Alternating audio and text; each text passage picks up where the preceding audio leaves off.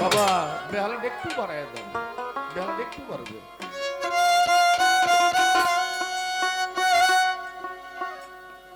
আকলিমা বেগম গাইতে পারে, অনেক গায়করা যখন জিজ্ঞাসা আরে বাদরে খেলাপ কি, যে টাকা চিনেন, বাড়ি ছিলেন, গাড়ি চিনেন, নারী চিনেন, ছেলে চিনেন, মেয়ে চিনেন, পাগল কি? সব গায়করা গান হইলে ডিজি গায়, তো জিগেবার আগে আমি গানটা গাইলাই। ওই যে এক বাচ্চা পাগল, কিসের পাগল? পাগল মনে কারণে এই গানটা গেলাম। পাগল কাকে বলে? বাংলা ডিকশনারি পড়ে দেখবেন পাগল শব্দের অর্থ আশিক। বাংলা ডিকশনারি পড়ে দেখবেন পাগল শব্দের অর্থ আশিক। আশিক মানে আমি অভাবী, আমি কাঙ্গাল, আমি নিঃস্ব, আমি দরিদ্র, আমার মতো অভাবী পৃথিবীতে আর তাকেই বলা হয় পাগল। এই অভাবকে যিনি পূরণ করে তিনি হলো মাসেক। কে? আমাদের আল্লাহ। এই আল্লাহর কাছে আমরা সবাই তো অভাবী। কি আল্লাহর কাছে আমরা সব অভাবী। তার অপর নামই পাগল। আরেক পাগল ছিল পাগল হযরত ওয়াইস করণী। আরে পাগল ছিল ওয়াইস করণী, যার প্রেমে পড়ি আগন নবী।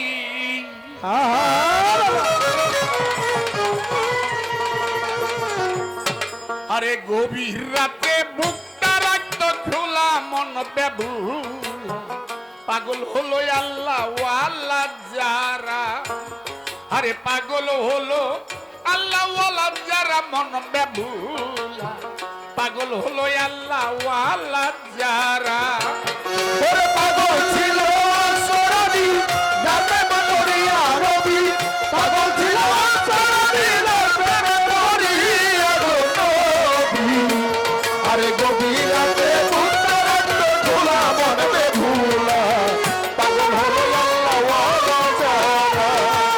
ওরে পাগল হলো আল্লাহ ওয়ালা যারা, মন বেবুলা পাগল হলো আল্লাহ ওয়ালা যারা। আল্লাহ নিজে পাগল হইয়া মোহাম্মদ নূর জড়াইয়া, ওই নূরে জগৎ হয় উজালা। হায় গো ওই নূরে জগৎ হয় উজালা, হায় রে ওই নূরে জগৎ হয় উজালা।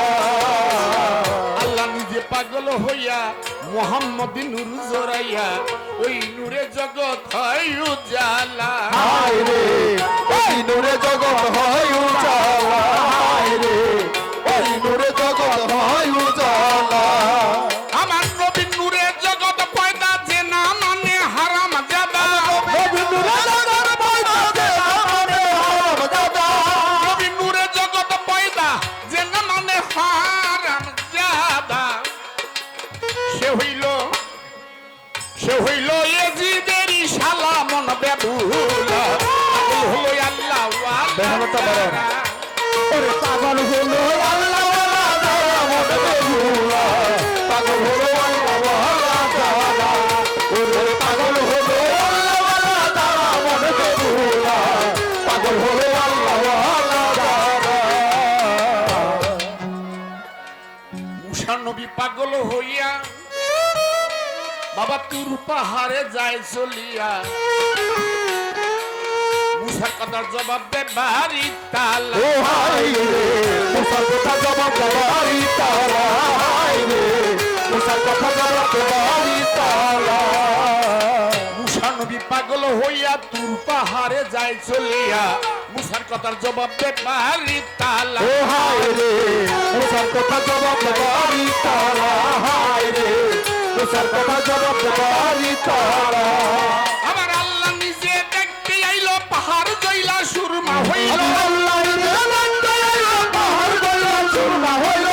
আল্লাহ নিজে দেখতে আইলো, পাহাড় জইলা সুরমা রে হইল।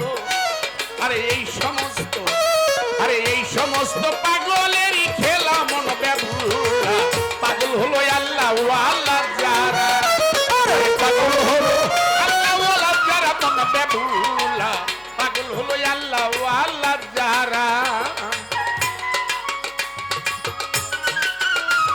দেবে ভুলা পাগল হলো আল্লাহওয়ালা যারা ওরে পাগল হলো আল্লাহওয়ালা যারা দেবে ভুলা পাগল হলো আল্লাহওয়ালা যারা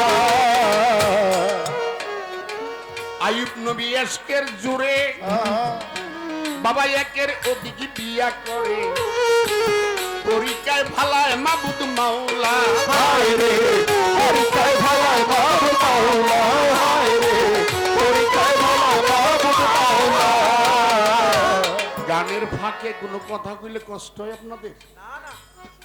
আইয়ুব নবীর নাম শুনছেন আপনারা, যারে 18 সাল কিরায় খাইছে। হঠাৎ করে ফেরেশতারা কয় আল্লাহ এই আইয়ুব নবী আপনারা বেশি বেশি ডাকে কেন বাবা? সাউন্ড আবার কমে গেল, জায়গায় রাখো। কেন? কয় আইয়ুব বেশি বেশি আপনাকে স্মরণ করে ডাকে কেন জানেন? তারে রাজত্ব দিয়েছেন, তারে ঘরে সুন্দর সুন্দর বউ দিয়েছেন। এক হইলো ঘরে সুন্দর সুন্দর কয়েকটা বউ, আবার দিয়েছেন রাজত্ব, এই কারণে আপনার বেশি বেশি ডাকে। আমার আল্লাহ কয় না ফেরেশতা তোমরা জানো না, আইয়ুব আমাকে স্মরণ করে, আমাকে ভালোবাসে। আপনি একটু পরীক্ষা করে দেখেন না। আচ্ছা তোমাদের কথায় দেখি, এক রাত্রে আগুন দিয়া পুরা রাজত্বটা ছারখার করে দিছে, কিন্তু আমার আইয়ুব নবী আল্লাহকে ভুলে না। ফেরেশতাকে কয় এই ফেরেশতা কই আইয়ুব তো এখন আমার স্মরণ করে, কত করবো না, ওই যে ঘরে সুন্দর সুন্দর বউ আছে পেয়ার লেগে ডাকে। তাই কহ? আচ্ছা আইয়ুব নবীর গায়ে দিল কুষ্ঠ রোগ, এমন রোগ দিছে শরীরের মাংস খইসা খইসা পড়ে, তার শরীরের দুর্গন্ধে কোনো মানুষ যাইতে পারে না। গ্রামের লোক কয় আইয়ুব তোমার যে রোগ, আমাদের ছেলে মেয়েরা থাকতে পারে না, আরে দয়া করে তুমি এলাকা ছেড়ে দাও। আইয়ুব নবীর একে একে 7টা স্ত্রী যার যার ভাবে বিদায় নিয়ে চলে গেল। 6 জন, বেহালাটা দেন। 6 জন বিদায় হয়ে নিল। সবার ছোট, যার দাদা নবী, তার বাবা নবী, তার স্বামী নবী, তার ভাই নবী, তার ছেলেও নবী। কয় সব গেছে, তুমি যাও গা। আমি কোথায় যাব? আমার তো যাওয়ার জায়গা নাই। আমাকে তো গ্রামের লোক থাকতে দিতেছে না, আমার তো এখন বন জঙ্গলে পাহাড়ে থাকতে হবে। আপনি যেখানে যান আমি সেখানেই যাব। স্বামীকে নিয়ে চলে গেলেন পাহাড়ে। সারাদিন ভিক্ষা করাই না স্বামীরে খাওয়ায়, কিছুই নাই তো। শয়তান যে গ্রামে কয় এই তোমরা কারে ভিক্ষা দাও, তার চরিত্র ভালো না। ওই পাহাড়ের মধ্যে একটা বদমাশ একটা সিটার রাখছে, ভিক্ষা করে নেহারে খাওয়ায়। তোমরা ওরা ভিক্ষা দিও না। পরের দিন গেছে আবার ভিক্ষার জন্য, গ্রামের লোক ভিক্ষা দেয় না। হ্যাঁ তোমার আর ভিক্ষা দিব না। কয় বাবা আমার যদি ভিক্ষা না দাও, আমার অসুস্থ আমার স্বামী, তারে কি খাওয়াবো? আরে বাবা তোমরা যাই কিছু দাও, এইটা আমার স্বামীর নিয়ে খাওয়াই। না না না ভিক্ষা তো যাবে না। অনুরোধ করতে করতে বলছে দিতে পারি 1 শর্তে, তোমার এই মাথার চুল কাইটা দিয়ে গেলে। রহিমা 2টা চোখের পানি ছেড়ে দিয়ে বলছে বাবা এই মাথার চুলে ধরে আমার স্বামী রূপতে যায়, আমার স্বামী রূপ থেকে দাঁড়ায়।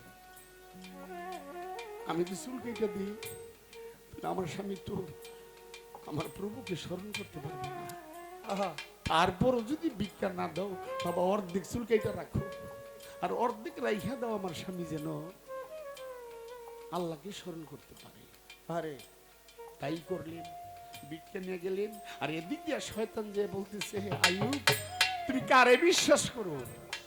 যারা এত বিশ্বাস করে আনছো, আজকে গ্রামে যে যুবক পোলাপানের লোকে আক্রমণ করে ধরা খাইয়া তার চুল কেটে দিছে। পাক করে লয়ে গেছে। আইয়ুব কয় না, তোমার এই সেবা নিব না, সব যেটি চলে গেছে, তুমি রইছো, আর তুমি আমাকে কলঙ্ক দিলে কেন স্বামী? তোমার মাথার কাপড় সরাবো। কাপড় সরাইছে, দেখে ঠিকই চুল কাটা।